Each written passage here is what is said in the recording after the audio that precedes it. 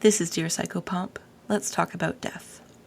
The podcast where we peel back the veil, sip tea with the reaper, and get cozy with the inevitable. If you're new here, welcome. If you're not, welcome back.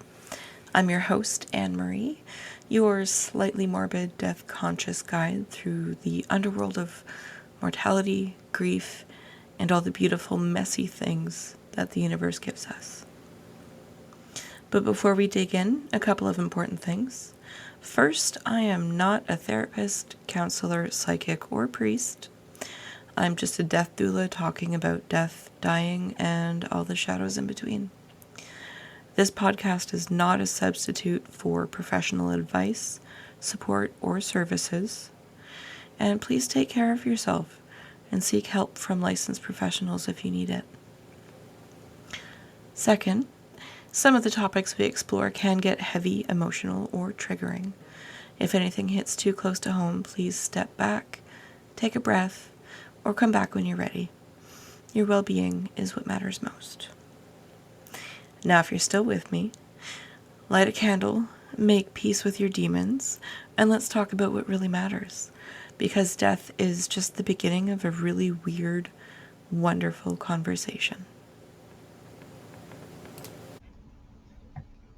Hey, if you're hearing this, it means you're still here. And I just wanted to say thank you. Thank you for sticking around through the radio silence, the ghosting, the existential flatline. I know the show vanished for a while, and so did I. Sometimes life just pulls the rug out, and what's underneath is a black hole. But the fact that you're still tuned in, still curious, still willing to sit with the strange and the sacred, that means more than I can say without getting weirdly emotional and poetic. So whether you're a longtime listener or someone who's stumbled in through the trapdoor of the internet, welcome. You made it. I made it. And now we're back together in this beautifully haunted little space, talking about grief and stillness and the art of feeling things fully before the algorithm interrupts. So, I died. Not literally, not in a body bag kind of way, but in the quiet, soul-crushing, dimension-collapsing way that makes you question everything, including whether time is real or just an overly confident illusion. You may have noticed that I disappeared. One day I was here podcasting about the oddities of existence, and the next I was curled under my weighted blanket contemplating the void, while my brain downloaded whatever cursed update the universe queued up without my consent. Existential crisis? Check. Apocalyptic dreams? Naturally. Sudden involuntary insights that reshuffled my sense of self like a tarot deck thrown down a storm drain? Absolutely. But here's the weird part. I came back. And not as the same person, more like a haunted version of myself with slightly better boundaries and a deeper understanding. Because now we're broadcasting from somewhere between the veil and the void, where the Wi-Fi is unstable, but the truth has sharp teeth. And before we dig into anything else, before we talk about green burials or consciousness or why your cat might be your spirit guide, I need to tell you something. At the bottom of the spiral, I fell down. There were no screens, no curated content, no notifications to numb the ache. I even got annoyed with my phone and resented it. The TV didn't distract me anymore. It just made me unsettled. And so then it was just me and my breath and a pile of feelings that smelled like wet leaves and regret. And you know what? That's where the real stuff lives. Not in the distraction, not in the doom scroll, but in the sitting and the staring and the stillness. Because grief, joy, dread, relief, none of them want to compete with your inbox. They want your attention, your full, uncomfortable, undistracted presence. And there was a time, not that long ago, when waiting was just a part of life. You waited for the kettle to boil. You waited for the moon to rise. You waited to feel better. And you didn't question the waiting. But now, the moment we feel the smallest flicker of discomfort, we reach.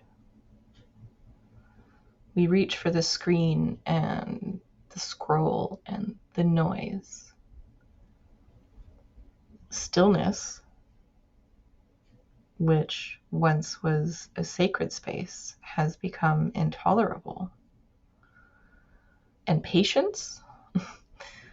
Patience has been traded for the illusion of instant clarity, instant relief. But you can't fast forward heartbreak. You can't download closure, and you definitely can't tap your way out of grief.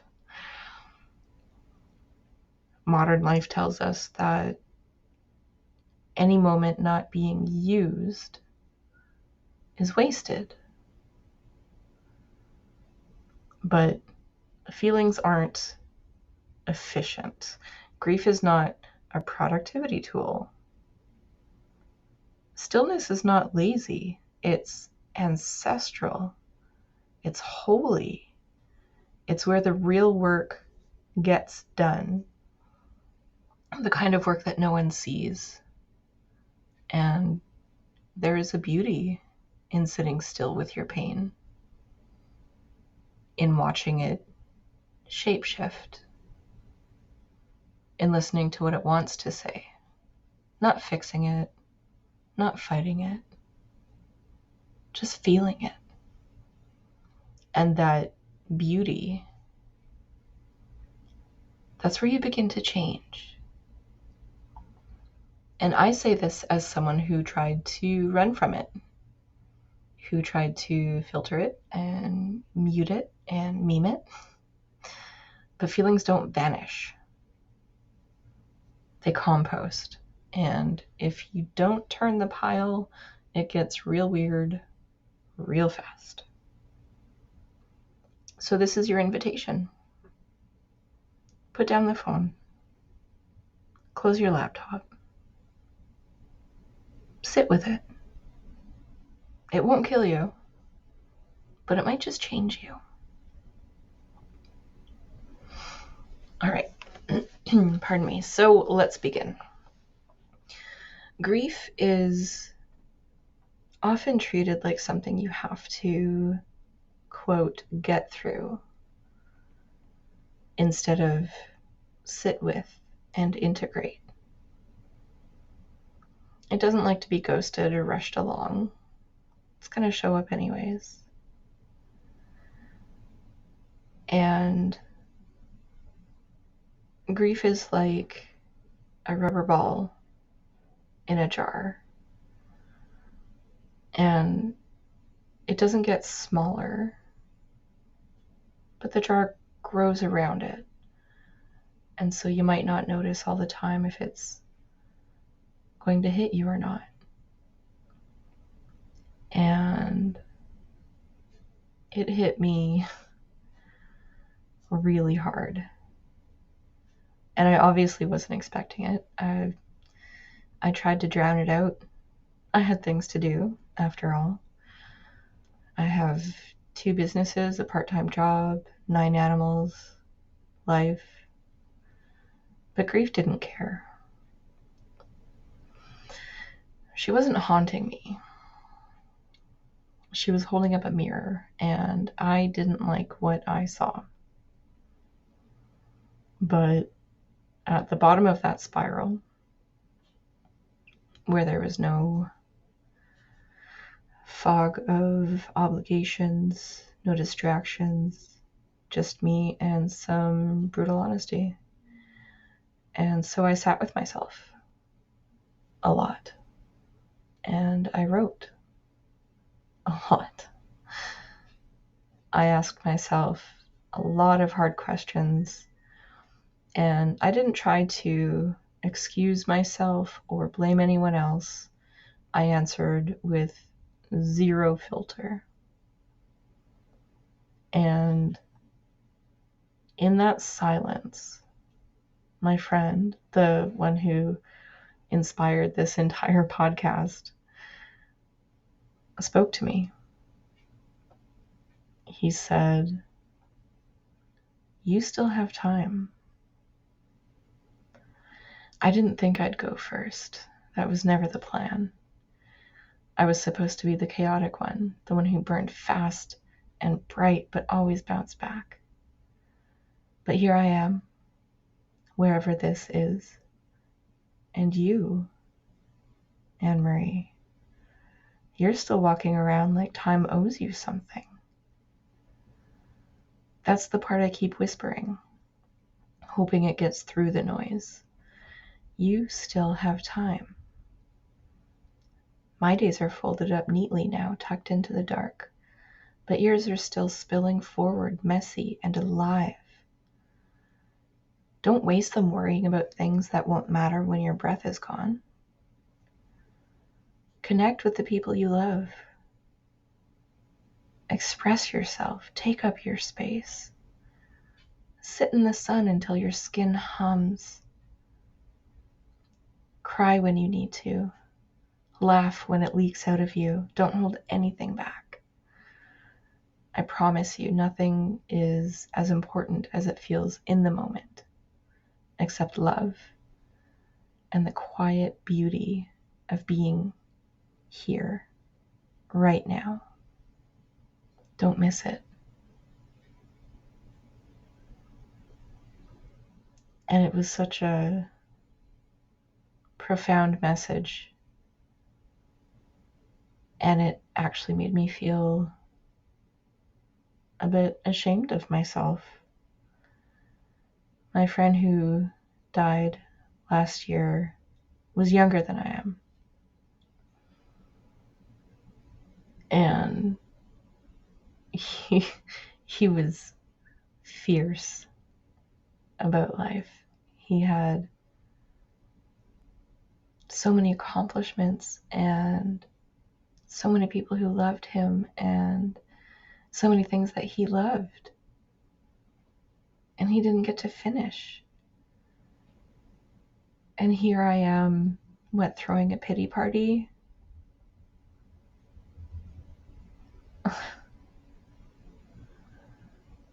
I owe myself more than that. I'm alive, yeah. I'm 5 feet over rather than 6 feet under, but am I really living?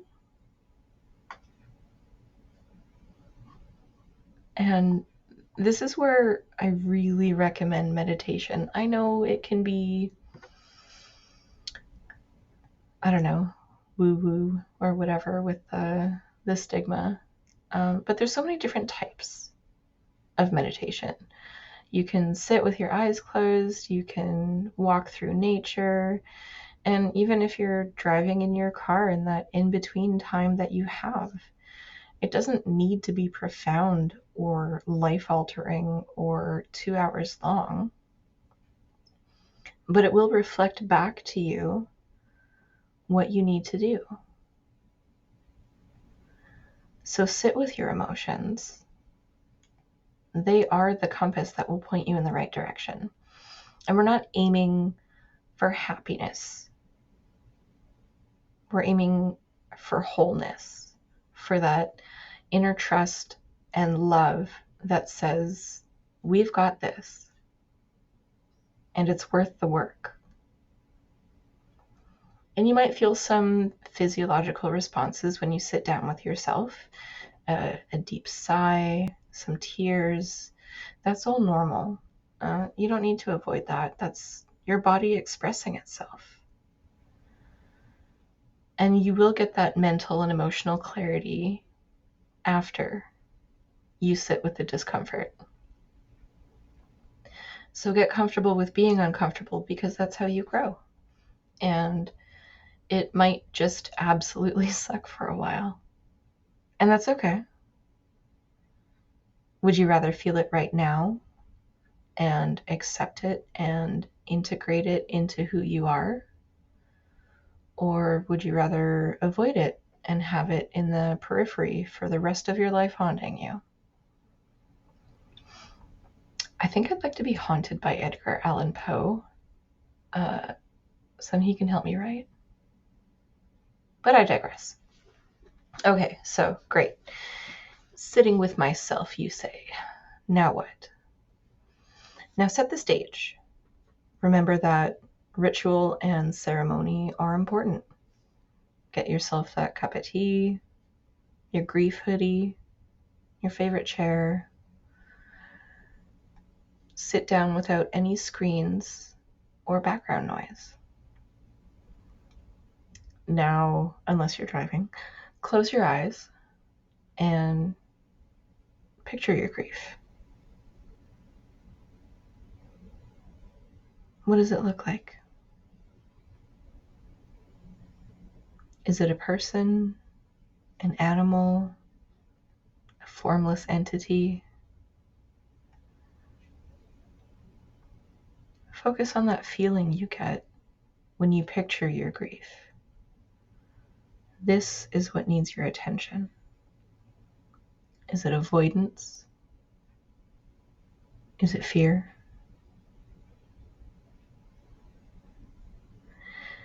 Now it's time to name your grief. It would be rude, after all, not to address it fully. My grief is named Fukena, an Egyptian word that translates to knowledgeable. I thought it was appropriate.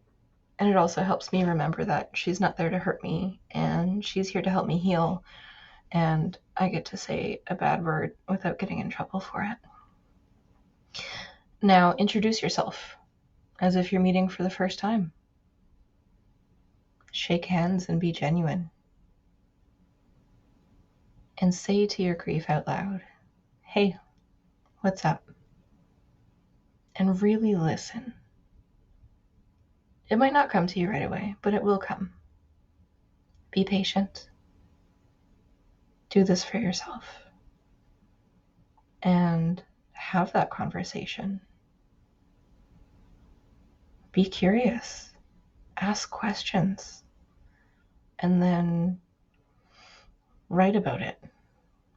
Paint about it. Cry about it. Wail. Whisper. Feel weird and ancient. It's fine. There's no right or wrong way. And let it end when it ends. Don't drag it on. Don't force it to stay. And thank your grief for reaching out to you, for teaching you this lesson that you hadn't integrated yet. And then when you're ready to get up, move slowly, because grief lives in the body too. Be gentle. Drink some water. And that being done, you've just fully honored yourself and honored what matters to you. Sitting with your grief is a form of remembering in itself. You've acknowledged your grief and gained information on what your next step is. They say to grieve is to love backwards, and feeling it fully is how we finish the sentence. And you did it, or you're going to do it, or you're going to do it again. You did amazing. Thank you for showing up for yourself, and for being brave, and for being the hero in your own story. I'm so proud of you. You're not broken. You're not shattered. You don't need to be fixed. You just have to feel it.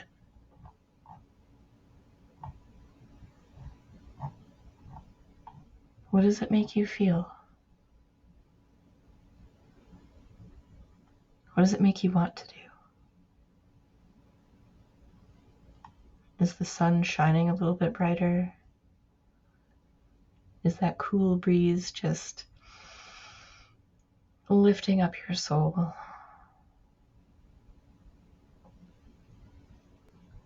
Let nature love you, and let yourself love yourself. I know it's hard to do. At least it is for me, you know.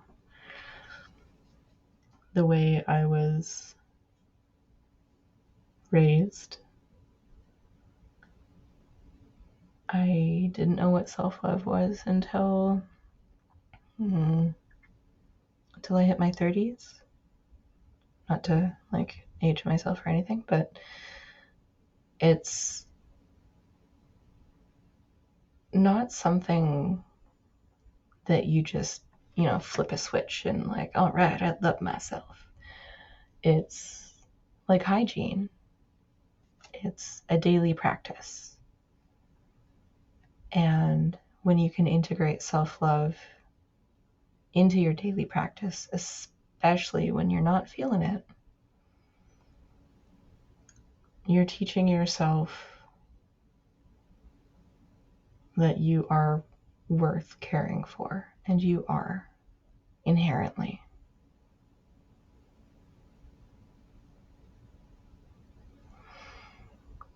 Thank you for listening to this week's episode and for being patient. If this episode resonated with you, please hit the like button, share, subscribe, follow. If your platform allows, leave a comment and kindly let me know what you think. Your support means the world to me and keeps this podcast going. You can find me online at dearpsychopomp.com or contact@dearpsychopomp.com. Death isn't a secret. Let's talk about it.